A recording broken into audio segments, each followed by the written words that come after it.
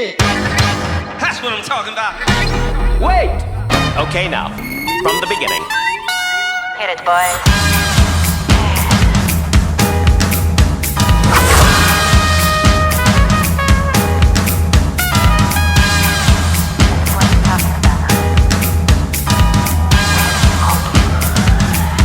Right here next to me, this is RZA.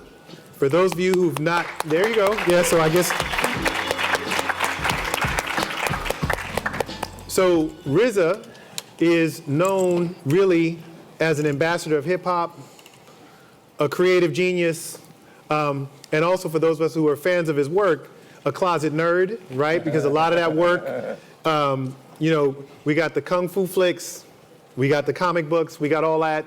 But what a lot of you don't know is that he also has gone from writing music, right, writing rhymes, to writing TV shows, right? From producing beats to producing entertainment. So we're gonna get into some of that. Now, immediately to my left, DJ Scratch, who is a legend in the hip hop game also. Scratch has worked with some of the most well-known hip hop artists, and I'm gonna ask you in a second about what you're working on right now. And has not just been a DJ, but has also been an award-winning producer, and really, in a lot of ways, a connector and some glue in this space and a big part of the culture. And then last but not least, all the way on the end here, although it's not that far from me, in front of the S, is Joi Brown. So Joi Brown, Joy's an executive at ICM Partners, right? And has been a force when it comes to connecting artists and creators with opportunities to work with brands. But in addition to that, she's also been somebody who's deeply committed to making sure that folks who work in this creative space know each other, learn from each other, and build on relationships with each other, right? So we're gonna get into that too. First, I'm gonna start with Scratch since you're right here.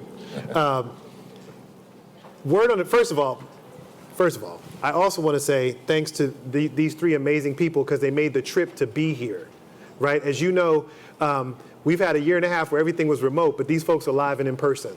And thank you for that, right? Listen, it's cold in New York, so you asked at the right time. It was definitely the right time because last night it was cold here. But in addition to the fact that y'all took time out to come here, I know that you got something big on your mind for next week. Isn't that right? What's going on? Yes, sir. Me and RZA, we just did an album together, and it's dropping May 4th, Saturday Afternoon Kung Fu. That's right. RZA reached out, and he called me in the beginning of the pandemic and was like, yo, man, I want to be an MC again, man. I want to work on music again. So he was like, do you want to do an album together? I'm like, absolutely. And he was like, but I don't want to wear both hats anymore. I don't want to produce and be an MC. I just want to focus on going back to being an MC. So you want to produce the whole album? I'm like, for the RZA? Absolutely. Wow. So we just finished the album, and we just dropped 2 singles, and the album's dropping next week. So you just dropped 2 singles, meaning folks can get that now? Absolutely. Where? Everywhere. On all streaming platforms, Tidal, of course, iTunes, Pandora, everywhere to stream, all the DSPs. It's called, the first single is called Saturday Afternoon Kung Fu. The second single we just dropped last Friday is called Fate of the World, which is perfect for what's going on right now in the world with Ukraine and Russia. You know what I mean? So RZA, you specifically reached out to Scratch, like he said, because you felt like you wanted to focus on the lyrical side and let him do the producing. Why was that? Did you have a particular vision in mind for what you were trying to do with this album? Yeah, well, basically, during the pandemic, we all had a chance to sit down and contemplate. And as an artist, you ingest a lot, right? We walk around, we see things, and we ingest it. So now I wanted to digest it and put it into a lyrical form. And when you do both, produce and put the lyrics, it's a different kind of pressure on you. But not only that, DJ Scratch is, one of the greatest hip hop producers. His sound, his vibe is unique. He said that. I mean? Yeah, come on. You know what I mean? And he also had captured a sound that I was missing at the time. You know what I mean? because I've kind of went into scoring movies and orchestrating 60-piece orchestras, right? So, but he brought it right back down to the basic hip hop, and I was able to express myself lyrically. And I think, not here to, brag or talk about our music, but lyrically what we captured and sonically is healthy. You know what I mean? As I'm a vegan, and I think, eating vegan is more healthier than eating dead cow, my opinion. This music is healthy. I mean. Well, listen, living that vegan life has been working for you, man. You look like you're aging in reverse. So I'm not going to argue with you. I would tell you that as a fan of the culture, what the two of you have in common, I'm looking forward to hearing the work, is that y'all make music that sounds like New York, right? Like you feel like you with your crew when you're listening to that music. And I'm looking forward to seeing the fusion, man. Good stuff. Respect. Right? So Joi, you wear two hats right now. I want to talk a little bit first about culture creators, only because, one, I think it's important, but also because, again, going back to what I said earlier, so Joi has been working to bring people together, which has been tricky over the last year and a half. Yes. So I'm just checking in to see, one, like, what's the state of the state? Do you have anything in the works? And two, how did you navigate this last year and a half? This is actually the first time I'm telling people, but we're doing our 6th Culture Creator Awards here in LA at the Beverly Hilton, June 23rd. All right. All right. So please look out for that. After my birthday. Yeah. So it's been a journey. This past year we were blessed in 2021. YouTube was our partner, and we were going to do the awards hybrid. And LA opened up by the grace of God, maybe 30 days before in our conversation. And I was like, why don't we just try to do it in person? If we're going to do it in the studio and try to do a hybrid, and LA's opened up. So we ended up doing it in June of this 2021. We honored Swiss Beats and D-Nice.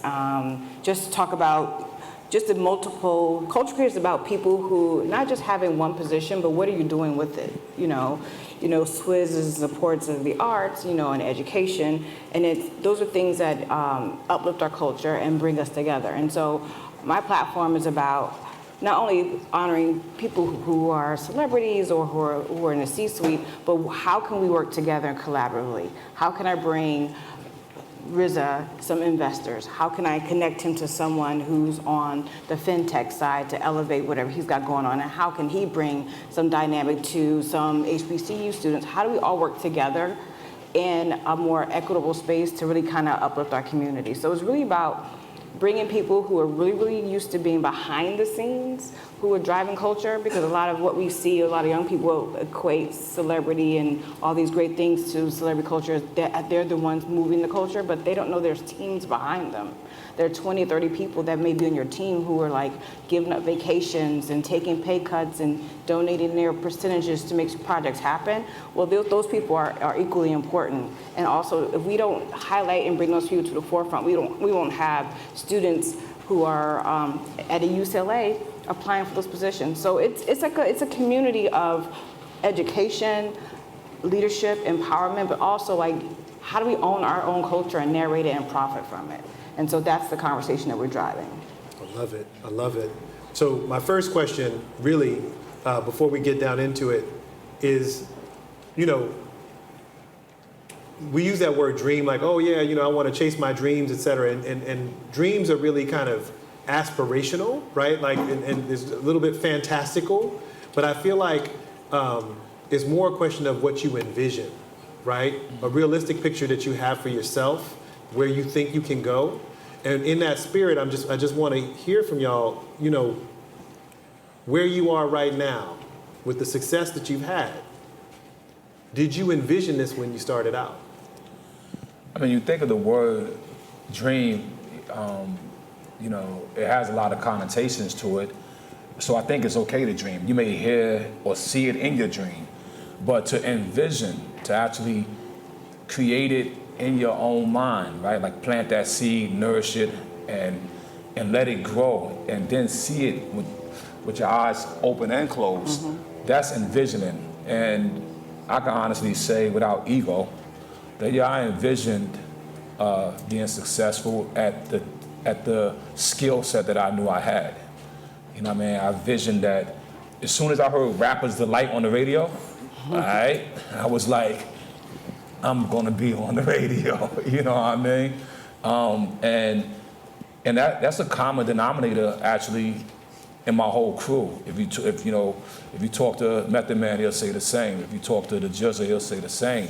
And so seeing it first, as we say in our community, doing the knowledge first, which is to know it, to observe it, to respect it, and then to act upon it, that's the stronger chance for it to manifest into reality.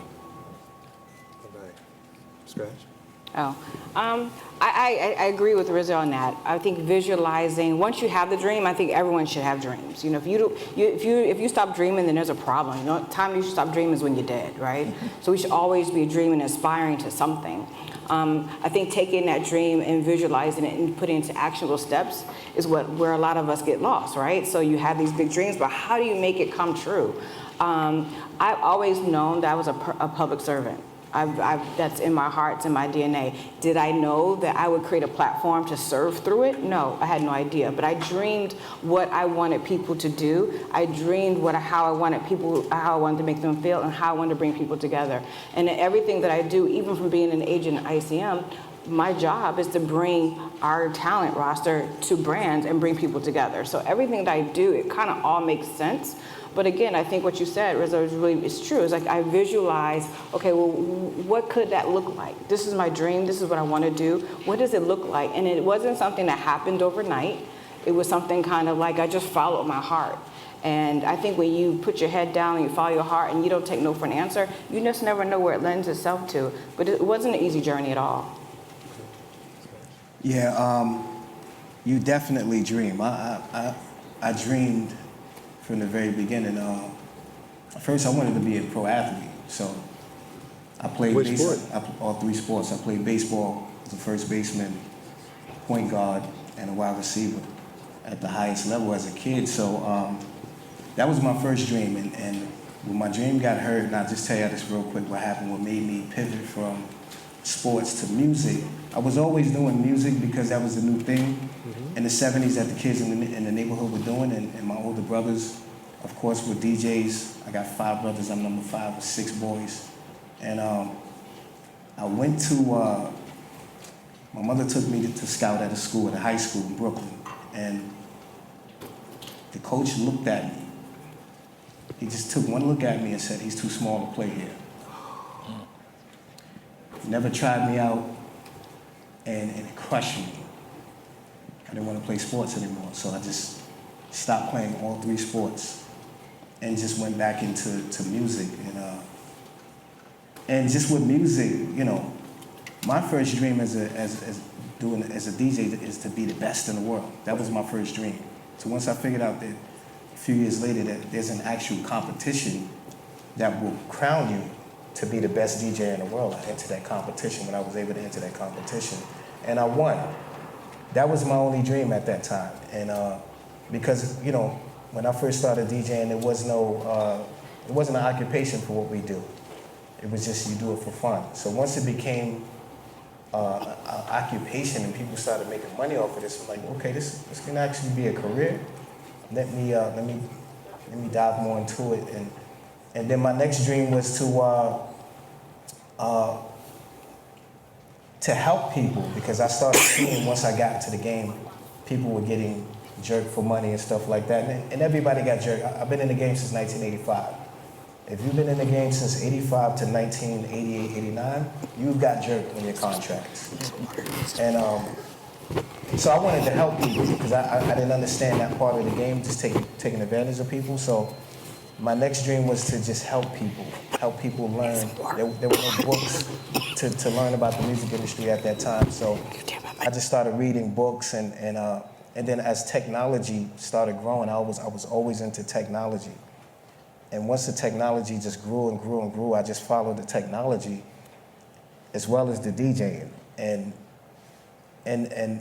that was basically it. Once the technology got to the point where we having the VCRs, the camcorders that was about this big, it costed about $8,000. I started, I would make a tape in the house and sell the video as a mixtape, and sell the VCR tape as a mixtape. And then I would have my friends do it as well to help them get on and make money as well. So that was it. That was my first couple of dreams, because I had to pivot a couple of times, but out of the 30 over the 35 years, I had to pivot about 8 times, and all of them were dreams. So you definitely got to dream. Still dreaming today. It's funny, man, that you bring up tech, because one of the things I wanted us to talk about is technology and the innovation that's happened over the last year and a half in terms of the experiences that fans have and so on. And, you know, I want to go back, you know, talking about access to technology. So Yeah. one of the things, one of the footnotes about the origins of hip hop, right? You know, everybody says, oh, it started in New York, blah, blah, blah, these DJs, et cetera. One of the things that people don't talk about is that it started to take off after 1977. So what happened in 1977? There was a blackout in New York. It was a serious blackout too. I was young, but it was serious, right? And during the blackout, let's just say some very entrepreneurially minded people, My brothers. found their way into acquiring music equipment while the electricity was not working. We borrowed. Borrow, yeah, just borrow. There you go. Went to a couple of stores while the lights was out. While the lights were out, just to borrow some of the stuff, you know, really just, Took it on layaway? Sam Goody. well, you know, in order to see what it could do for the community. Wiz. Let's say that. To see what it could Wiz, do. Right. Couple of, bought a couple of speakers. bought a couple So of amps. the you know, after the blackout, all of a sudden you have DJing, like real DJing. And when that happened, and then, you know, not long after, people started, you know, laying lyrics on top of the beats and on top of the, you know, the mixing, right? It was like a light switch was turned on, because the kind of the social and cultural impact was unbelievable, right? And even though it was really locally focused at first, there was a momentum, and it very quickly became a sticky part of the culture. Well, over this last year and a half, I think the challenge has been that one of the biggest parts of hip hop is connection. And obviously people can't, you know, during the pandemic, people couldn't connect in person, but, you know, there was a solution for that, right? And my theory is always, from a business side, that when you have these kind of crisis moments, these big inflection points, that trends that were already underway accelerate, right? And it's interesting because I do want to talk, you know, Joi mentioned Swiss Beats, and I'm thinking about Versus, but Versus wasn't the first time there was a remote experience. And certainly Club Quarantine with D-Nice, also not the first time that you got to see a DJ doing his thing online. Scratch, maybe you can tell us a little bit more about how that kind of stuff got started. In 2007, I started noticing, I wanted to DJ on the radio in my own city, and I couldn't because of politics. So instead of, I got tired of asking to join and sit at other people's tables, so I said, let me just build my own table. So at the time, I looked online and I noticed CNN.com. The web server they use was a site called Mogulus. And that's how they run to commercials and run ads and all of that stuff. And they had a free version of it at that time. So I downloaded that app. I downloaded that software. And what I noticed at that same time, mix shows at night on the radio, on FM or on urban stations, they stopped breaking new records. Mm-hmm. At 9 p.m., that's when the DJ gets to play new records and break new records. That got stopped. So all of the DJs had to play the songs that played from 6 a.m. to... So that's when you started hearing the same 10 songs all day and all night. And on the video side of it, all the video shows started slowly disappearing, as y'all noticed. BET, Rap City, Yo MTV Raps, gone. VH1 shows, they just started disappearing. So all of the video shows, the music video shows got replaced with reality shows. there was no more music on music television. So I was like, you know, let me try to put back what the video shows, and let me put back what the radio stopped doing as well. So that particular site that I was using, I built the website, I put a screen on a page, and I put a chat room on a page. And I used my social media at that time, and I launched the site, named it Scratch Vision. Launched it August 11th, 2009, which is the birth date of hip hop, August 11th. And I launched it then. And so the day that I launched it, I basically did a press conference, and I called on all DJs in New York, all DJs all over the country to watch and listen to what I was saying. So I was basically saying this: radio has changed. The DJs that DJ for the stations that you don't like them anymore because they're not playing the music that you love. It's their job. It's a job now. It's not fun anymore. They have to play what their bosses tell you to play. Video shows have disappeared because of whatever's going on. But if you come here to Scratch Vision, we play what you like. We play anything we want. We can play as long as we want. And at that time, I had about 50,000 people watching, which at that time couldn't even hold the bandwidth at that time in 2009. So it crashed a couple of times, but everybody kept logging back in. And I just pulled out vinyl and just played vinyl for 3 hours, and everybody was just, just going crazy, like, yo, he's playing music. And so I said, type in where you're watching from. So you just see people typing. Australia, Africa, all over Europe, all over the United States. And that day, Scratch Vision was born. So that moment, I started reaching out to DJs who don't get invited to radio stations anymore during Mixed Master weekends, because that's what it was. Started inviting MCs, rap groups that didn't get that shine anymore because the politics say you're too old, you're washed up. And I invite them all over to Scratch Vision. Let DJs rock live in front of the world. And at that time, there was no technology for an app, to stream an app at that time in 2009. So as technology went on, I just built with the technology. So by 2015, I built an app, a Scratch Vision app. So you can stream live right on the app. You get notifications. I use the same notification company that Uber uses. So when I'm live, you get the notification on your phone all over the world. But that's what I built in 2009. So a website built like Facebook, and an app. And this is before everybody was streaming. And D-Nice, shout to D-Nice, because when that moment happened for D-Nice, he brought more awareness to Scratch Vision. And D-Nice was a Scratch Vision member since 2012. Wow. RZA, you've called in and did interviews Oh yeah, of course, on Scratch Vision. This is like back in 2011. This story is giving us information that, in all reality, you pioneered this technology that leads to us to be able to watch Versus, that leads to us to watch Club Quarantine. This is something that's pioneered by you. And what I like about hearing this story, Scratch, which I didn't know this story, is that you never know who is the pioneering entrepreneur that first discovers that light bulb, right? And then makes it possible for everybody else to build upon. You know what I mean? And in all reality, you seem to have done that with Scratch Vision.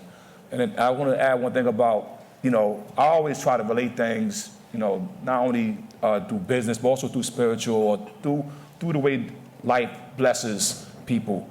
Us, in New York City, during that blackout, it was the highest poverty in our community. Son of Sam is running around, murder, everything is terrible. You know what I mean? And the lights go out. And that's symbolic in all reality, you know what I mean? Anything that has to grow, if you get sick, you go to the doctor, he takes it, he puts on the Petri dish, and he has to put it in darkness and let it grow to see what it is. So in that darkness, people go, they grab these turntables, they grab these beat machines, echo machines, bring them home, and then they're able to recreate something totally new. And that new thing is a driving force of almost maybe 50% of our industry is based off the economics of what that caused. Yes. You know what I mean? So it's something to be grateful for, but something for us to be mindful of, that at the end of the day, there's always a catalyst that's going to happen. There's going to be that big bang theory in every aspect. You know, when Warner Brothers and his brother had that camera in that barn, you know what I mean? And decided to make, to record motion picture after Edison had created this, it led to an industry. And what you're saying about connecting all these different walks of entertainment culture to not only build onto the industry, but then to let that distill down to fall back on those who are creating the culture. There's many times that we, and I'll just say us as black men and women in America, all around the world, we sometimes spark something that's immensely valuable, but rarely reap the rewards from it, right? And that's based on not having either the economics or sometimes the resources and technology. There was one article I saw on I think it was an old cover of New York Times or some magazine, maybe about 8 or 9 years ago, but it had the perfect sentence. It said, "Your knowledge, our technology." And that kind of sums it up for me. And how many people here watched Versus before? Do you remember in the beginning of Versus, it was just through an iPad or a phone, you seen the quality, and then you seen the quality transform into looking like real TV. That was Scratch Vision. And shout out to Swiss Beats, shout out to Roland, because when I launched Scratch Vision back then, we didn't have GoPro cameras or anything like that. That didn't exist at the time. So I was using webcams, and I have like a USB hub and plugged 4 cameras into that, and I would have 4 different camera angles back then. Low quality because it was webcams, but then I met people at GoPro, and they saw what I was doing at Scratch Vision, so they donated cameras. And then I met people at Roland, and they donated video mixers and switches and all of that. So once and I was always like a nerd into tech, so once I figured out how to hack into Instagram, because I was already streaming on my own site and my own app, but I'm like, I want to stream on to social media. This is before Facebook Live and all that stuff. So one day I streamed on to my Instagram account. And once Instagram went live in 2016, and everybody was like, yo, how do you got 4 camera angles and video effects and all of that? I'm like, I figured out the RMTP code to stream directly into Instagram. So when I did that, the people at Roland, my guy Roland Christian, was like, yo, how the hell did you do that? I said, I got the RMTP code for Instagram and showed him how to do it. So once Swiss Beats, when I told Swiss and him, I'm like, yo, y'all got, we got to step it up visually, you know what I mean? So he linked up with Christian at Roland, and now you see, it looks like an award show right now. The quality is amazing, but that was just the intel and the knowledge of Scratch Vision. But this is where, RZA, you just brought up something I think is really important. It started with the culture first, right? The thing about Versus, and I really wasn't up on Versus until actually to UN, I think it was UN Premiere, did one, in which blew up social media, right? But it was the love that people have for the artists and the art that really made it something. It wasn't just the tech. And, as you say, that sometimes, we have this outsized impact on American and global culture, but we don't always reap the rewards. And I just, I'm opening up to all of you, Joi, you in particular, because I read a quote that you gave a while back. But could you talk a little bit about what you think we need to do so that more of those artists and creators get to actually reap the benefits? We have to talk to one another. One of the biggest things I think that hurts us is that not that we want to share information, but we don't want to give the details. And sometimes the dirt is in the details. So one of the things I pride myself on in doing deals, especially for people who I know that they don't understand the business, is that I break down the deal so that you understand exactly what you're getting into. And those are the same nuances that we have to share with one another. Even from how much salary we make in this business, if we want to be honest, we are grossly underpaid. And so how do we attack that? We have to talk to one another and say, hey, I know that you've been in this position before. What should I be asking for? What should I be looking out for? When you do deals for television shows, you need to do your research, right? You should know what's the going rate. What should you go in there and be prepared to deal with? What you should be asking for. And that's, I think, a lot of the groundwork we're trying to do now is to get people comfortable with being uncomfortable and sharing details. Because that's the only way we're going to drive a change. Knowledge is power. Yes, indeed. Yeah, I recall in the late 90s, me and a few hip-hop artists that got together right in one of these Hollywood parties. And, always enjoying the festivities. But, I just felt like, personally, from my observation, I felt like a lot of people weren't getting their just due. And so I just started asking, Jodeci and Busta and whoever was at Bone Thugs. I said, yo, how much you get for your last album, man? You know what I mean? Just so that, that's a tough question, right? Because we all sometimes have a facade of who we are. And as we put on our facade, then there's an undertone of business that's just reaping the rewards because everybody is selling at a low price. And then when I explained what I got, it changed everybody's way of thinking, you know what I mean? Because I was able to get a great deal in business and the music side of things at that time is because I actually aligned myself with a rock and roll manager. And the rock and roll manager explained to me that it's different of how that was built. And so I shared that knowledge with my peers. And only in the capacity of, look, everybody's not gonna have the same value, of course, but at least if you have a floor and a ceiling, exactly, you could build. In most cases, it's only a floor. And if it's only a floor, it's hard to recruit new talent because if, I was talking to the good brother Jalen Rose yesterday, and we was just talking, he was like, yo, in the whole world of NBA, maybe there's 500 players. And there's not even, in the history of the NBA, you're not gonna find 20,000 people who physically played the game.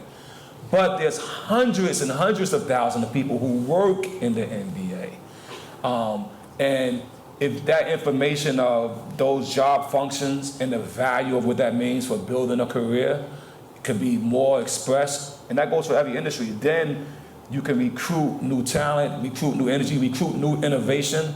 And then if a guy like Scratch who's sitting here having a solution that's going to enhance entertainment, enhance the product to the consumer, can be caught at the early phase, financed at the early phase, you know what I mean?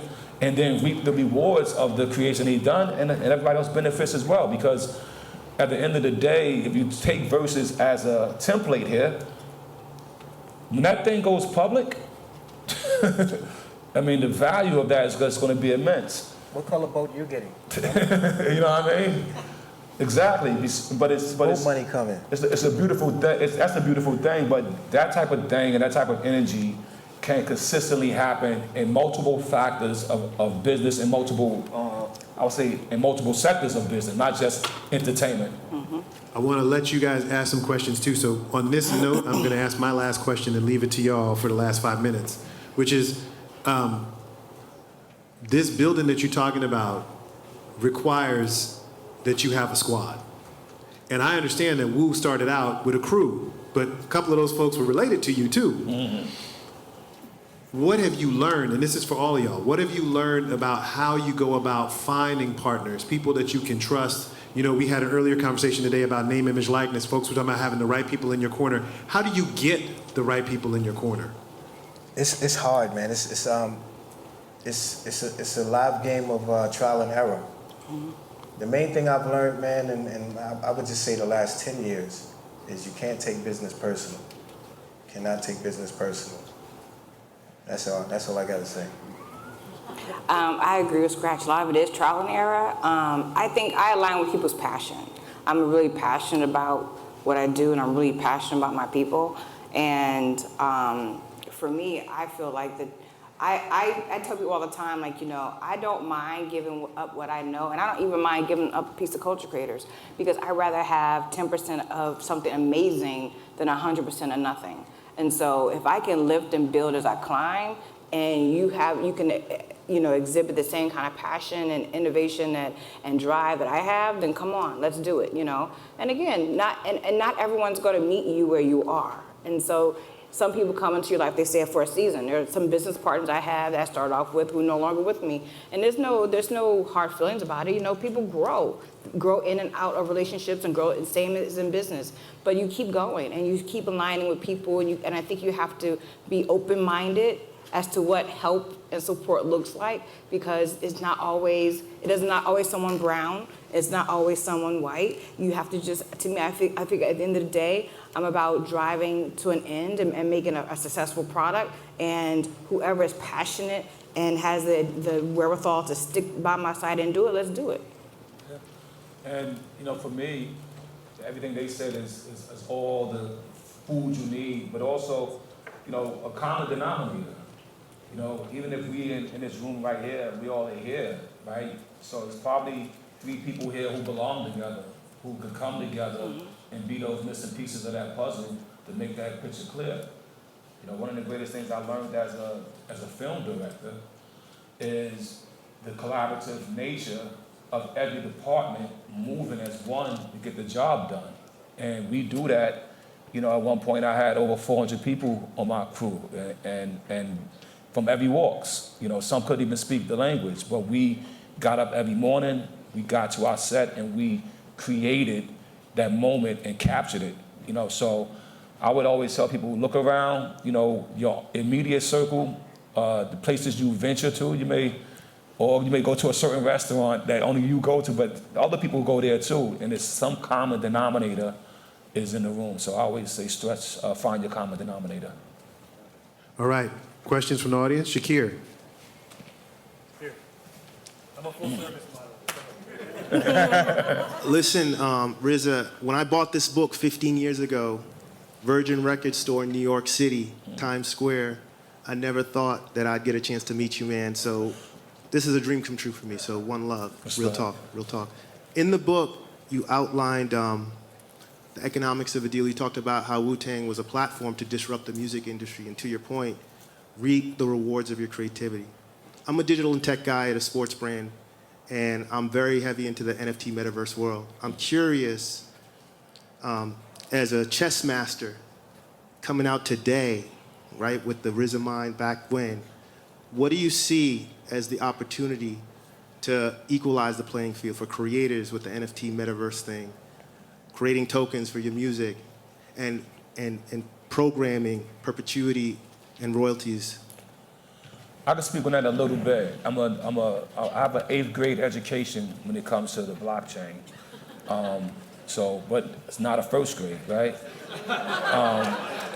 And I could say that I think one thing that the blockchain should focus on is finding a way to define its business without using all the other businesses that exist. So even in your smart contract, you're pulling from art, you're pulling from music, you're pulling from real estate, and you're trying to use all these things to define what you guys are creating, and these things are not that. So the first thing is to truly define what it is, and then you can package it. I've seen a lot of these deals come on the table, and it's like, there's a paragraph in there that could have been in a record contract. There's a paragraph in there that could have been from an art sale.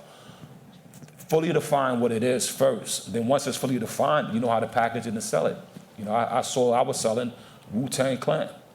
Okay, I put it together, I packaged it. You didn't even see our faces on the cover. You know what I mean? But I knew what I was selling, and it was sold. First of all, I just want to say thank you, and thank you. And say best of luck. I want to see y'all keep building, keep shining. And let's keep it going, man. We're looking forward to those singles. Indeed. Thank you.